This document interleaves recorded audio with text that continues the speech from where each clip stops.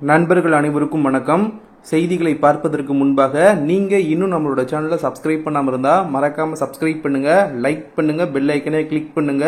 வாங்க இப்ப நம்ம செய்திகளை பார்க்க ஆரம்பிப்போம். முதல் செய்தியை நம்ம பார்க்க போறது உலக தரத்தில் இந்தியாவின் பெருமை தேஜஸ் MK2 என்ன என்பதை நம்ம பார்த்தரலாம். அதாவது இந்தியாவின் பாதுகாப்பு துறையின் வளர்ச்சியில் தேஜஸ் MK2 எனப்படும் புதிய தலைமுறை போர் விமானம் மிக முக்கியமான ஒரு முன்னேற்றமாக பார்க்கப்படுது நண்பர்களே. இது 2025 செப்டம்பர் டு அக்டோபர் மாதங்களில் அறிமுகமாக இருக்கிறது. இந்த விமானம் இந்தியாவின் உள்நாட்டு உற்பத்தி திறன்களை மட்டுமின்றி பாதுகாப்பு துறையில் உலகளாவிய பாராட்டும் தொழில்நுட்பங்களை உள்வாங்கி இருக்கிறது. தற்போதைய தேஜஸ் MK1A மாடலின் மேம்பட்ட வடிவமாக உருவாக்கப்பட்டுள்ள MK2 எதிர்கால பாதுகாப்பு சவால்களை கண்காணிக்கவும் இந்திய விமானப்படையின் திறன்களை மேம்படுத்தவும் வடிவமைக்கப்பட்டுள்ளது. இந்த தேஜஸ் MK2 தொழில்நுட்ப விவரங்களை பற்றி இப்பொழுது நாம் பார்ப்போம். முதலில் மேம்பட்ட ரேடார் முறைமை. இது நவீன தொழில்நுட்பத்தை அடிப்படையாக கொண்டது. எதிரி விமானங்களை அதிக துல்லியத்துடன் கண்டறிந்து பாதுகாப்பை உறுதிப்படுத்தும் வகையில் வடிவமைக்கப்பட்டுள்ளது. இரண்டாவதாக பார்த்தால் சக்தி வாய்ந்த என்ஜின். தேஜஸ் MK2 GE-F414 என்ஜினால் இயக்கப்படுகிறது. இது அதிவேகம் மற்றும் நீண்ட தூர செயல்பாட்டை வழங்கும். மேலும் இது காற்றில் எடையை குறைக்காமல் அதிக பயண தகுதி கொண்டுள்ளது. மூன்றாவதாக பார்த்தால் சிறப்பு ஆயுத ஒருங்கிணைப்பு. இது பல்வேறு வகையான ஆயுதங்களை ஒருங்கிணைக்கக்கூடியது. அதாவது பியாண்ட் விசுவல் ரேஞ்ச் ஏவுகணைகள், குண்டுகள் மற்றும் நவீன தாக்குதல் ஆயுதங்கள், வெவ்வேறு வானில் இருந்து தரையில் தாக்கும் பொருட்கள் போன்றவற்றை ஒருங்கிணைத்து செயல்படுத்த முடியும். நான்காவதாக பார்த்தால் நவீன கட்டமைப்பு மற்றும் இடைமுகம். தேஜஸ் MK2 கான்பாக் வடிவமைப்புடன் உருவாக்கப்பட்டுள்ளது. இது விமானியின் செயல்திறனை அதிகரிக்கிறது. இந்த இடைமுகம் விமானியை சூழ்நிலைக்கு ஏற்ப விரைவாக முடிவெடுக்க செய்யும் திறனை கொண்டுள்ளது. அடுத்ததாக தேஜஸ் MK2 வான்படைக்கு ஏன் முக்கியமானது என்பதை பார்ப்போம். தேஜஸ் MK2 இந்திய விமானப்படையின் பாதுகாப்பை பல மடங்கு உயர்த்தும் ஒரு புதிய மாற்றமாக கருதப்படுகிறது. தற்போது உற்பத்தியில் உள்ள தேஜஸ் MK1A மாடல்களை விட MK2 பலவிதமான மேம்பாடுகளுடன் வருகிறது. இது இந்தியா தனது உள்நாட்டு உற்பத்தி திறனை அதிகரிக்க உதவுகிறது. அதிக துல்லியத்துடன் எதிரிகளை தாக்கும் திறனை கொண்டுள்ளது. உலகளவில் போட்டியாளர்களிடமிருந்து உயர்வான செயல்திறனை காட்டும் திறன் கொண்டது. அடுத்ததாக தேஜஸ் MK2 பாதுகாப்பு துறையில் இந்தியாவின் உலகமயமான அடையாளம். அதாவது இந்த விமானம் ஆத்ம நிர்பர் பாரத் திட்டத்தின் அடையாளமாக விளங்குகிறது. இது இந்தியாவின் பாதுகாப்பு உற்பத்தியில் முழுமையான சுயநிறைவை அடையும் முயற்சிக்கு ஓர் அடித்தளமாக அமைந்துள்ளது.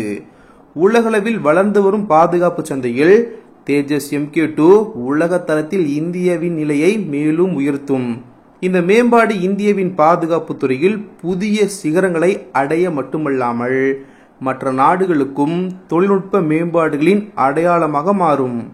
இது இந்தியாவின் வான்படையை வலுப்படுத்துவதில் முக்கிய பங்காற்றும். தீர்க்கமான பார்வையில் தேஜஸ் MK2 இந்தியாவின் பாதுகாப்பு வளர்ச்சிக்கான முக்கிய அடையாளமாக விளங்கும் நண்பர்களே.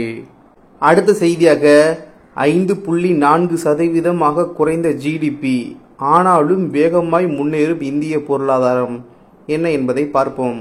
ஒரு நாட்டின் பொருளாதார நடவடிக்கைகளின் மொத்த மதிப்பே ஒட்டுமொத்த உள்நாட்டு உற்பத்தி GDP எனப்படும். இந்தியாவின் மத்திய புள்ளியியல் அலுவலகம் ஒரு காலாண்டுக்கு ஒரு முறை என ஆண்டுக்கு 4 முறை ஒட்டுமொத்த உள்நாட்டு உற்பத்தியை கணக்கிடும். இது மட்டுமில்லாமல் வருடாந்திர தரவுகளும் ஆண்டுக்கு ஒரு முறை வெளியிடப்படும். அந்த வகையில் இந்தியாவின் பொருளாதார நடப்பு நிதியாண்டின் ஜூலை டு செப்டம்பர் காலாண்டில் வளர்ச்சி எதிர்பார்க்கப்பட்டதை விட மிகவும் குறைந்துள்ளது. செப்டம்பர் காலாண்டில் நாட்டின் GDP வளர்ச்சி விகிதம் 5.4% குறைந்துள்ளது. இது முந்தைய காலாண்டில் பதிவான 6.7% வளர்ச்சியில் இருந்து கடந்த ஆண்டின் இதே காலாண்டில் பதிவான 8.1% வளர்ச்சியில் இருந்தும் குறிப்பிடத்தக்க வீழ்ச்சியாகும். இந்த நிதியாண்டில் நிதி வளர்ச்சி 6.2% இருந்து 6.9% இருக்கும் என பொருளாதார வல்லுநர்கள் எதிர்பார்த்த நிலையில் அது 5.4% குறைந்தது. 2022 to 2023 நிதியாண்டின் அக்டோபர் டு டிசம்பர் காலாண்டில் ஜிடிபி 4.6% இருந்ததே இதற்கு முன்பிருந்த குறைந்த அளவாகும். இருப்பினும் எதிர்பார்ப்புகளை பூர்த்தி செய்யாததற்கு மிகப்பெரிய காரணம் தொழில்துறையில் உற்பத்தி அளவு இல்லாததுதான் என தகவல் தெரிவிக்கின்றன. அதே நேரத்தில் கடந்த 7 ஆண்டுகளில் ஜிடிபி வளர்ச்சி விகிதம் இம்முறை மிக குறைவாக இருந்தாலும் அனைத்து நாடுகளிலும் இதுவே மிக வேகமாக உள்ளது. இதே காலாண்டில் சீனாவின் 4.6% வளர்ச்சியை விஞ்சி வேகமாக வளர்ந்து வரும் பெரிய பொருளாதாரம் என்ற அந்தஸ்தை இந்தியா தக்க வைத்துக் கொண்டது. இதற்கிடையே இந்தியாவின் சாத்தியமான மொத்த உள்நாட்டு உற்பத்தி வளர்ச்சி 6.5 to 7% வரம்பில் உள்ளது என தலைமை பொருளாதார ஆலோசகர் வி ஆனந்த நாகேஸ்வரன் அவர்கள் தெரிவித்துள்ளார். IBCA-இன் கிரீன் ரிட்டர்ன்ஸ் உச்சி மாநாட்டில் உரையாற்றிய அவர், இந்தியாவின் சாத்தியமான மொத்த உள்நாட்டு உற்பத்தி வளர்ச்சி 6.5 to 7% வரம்பில் உள்ளது. கடந்த 10 ஆண்டுகளில் நாம் ஏற்கனவே செய்த காரியங்களின் பின்னணியில் அதை அடைய முடியும் என தெரிவித்துள்ளார். நண்பர்களே, அடுத்த செய்தியாக ட்ரம்ப் அவர்கள் பக்கா பிளானில் இருப்பதாக காணப்படுகிறது. பல்வேறு விதமான செய்திகள் வெளிவர ஆரம்பிச்சிருக்கு. என்ன என்பதை நம்ம விரிவாக பார்த்தரலாம். அதாவது அமெரிக்க அதிபராக பதவியேற்க உள்ள டொனால்டு ட்ரம்ப் அவர்கள் பக்கா பிளானோடு தான் ஆட்சிக்கு வருகிறாரோ என்று எண்ண தோன்றுகிறது.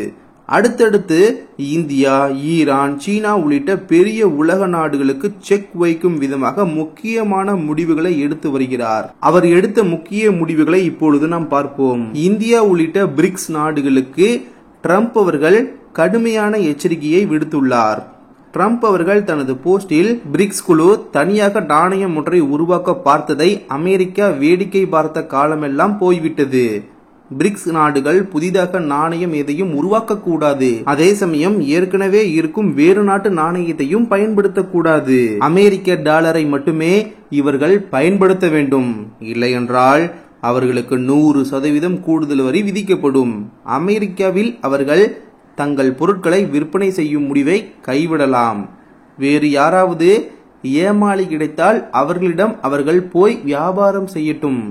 பிரிக்ஸ் நாடுகள் சர்வதேச வியாபாரத்தில் டாலரை தவிர வேறு எதையும் பயன்படுத்தக்கூடாது.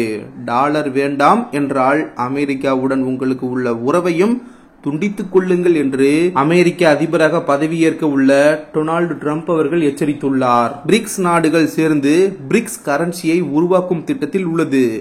பிரிக்ஸ் நாடுகள் தங்களுக்கு இடையே இந்த நாணயத்தை மட்டுமே பயன்படுத்தும். இது அமெரிக்க டாலரின் வீழ்ச்சியாக பார்க்கப்படும். இதனால் உலக அரசியலே மாறும். எண்ணெய் பொருட்கள் டாலருக்கு பதிலாக பிரிக்ஸ் கரன்சியில் வாங்கப்படும். முக்கியமாக சீனா, ரஷ்யாவிற்கு எழுச்சியை இது கொடுக்கும் என்பதால் அமெரிக்கா, ஜப்பான், ஆஸ்திரேலியா, ஐரோப்பா அதிர்ச்சியில் உறைந்துள்ளன. இதைத்தான் ட்ரம்ப் அவர்கள் எதிர்த்துள்ளார். பிரிக்ஸ் நாடுகள் தான் ஏற்கனவே உலகின் பொருளாதாரத்தில் முக்கிய பங்கு வகிக்கிறது. உதாரணமாக ரஷ்யா, சீனா, இந்தியா ஆகியவைதான் உலக பொருளாதாரத்தில் முக்கிய பங்கு வகிக்கிறது. இப்படிப்பட்ட நிலையில் டாலரை கைவிட்டால் அது அமெரிக்காவிற்கு பெரிய அடியாக இருக்கும். இதைத்தான் தற்போது அமெரிக்கா கடுமையாக எதிர்த்துள்ளது. பார்ப்போம் இனி வரக்கூடிய நாட்களில் பிரிக்ஸ் நாடுகளின் நடவடிக்கையை. சரி, அவ்வளவுதான் நண்பர்களே, இன்றைய செய்தி நிறைவடைந்தது.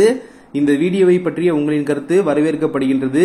வீடியோ இன்ஃபர்மேட்டிவாக இருந்தால் மறக்காம நம்மளுடைய சேனலை சப்ஸ்கிரைப் பண்ணுங்க, லைக் பண்ணுங்க, பெல் ஐக்கனை கிளிக் பண்ணுங்க. தொடர்ச்சியாக நம்மளுடைய சேனலுக்கு உங்களுடைய ஆதரவை தெரிவிங்க. நீங்க தொடர்ந்து சப்போர்ட் பண்ணால் மட்டுமே நம்மளுடைய சேனல் அடுத்த கட்டத்திற்கு வளரும். அதே சமயம் நீங்கள் எதிர்பார்க்கிற மாதிரியான பல்வேறு விதமான செய்திகளையும் தினமும் வீடியோவின் மூலமாக நான் உங்ககிட்ட கொண்டு வந்து சேர்க்க முடியும்.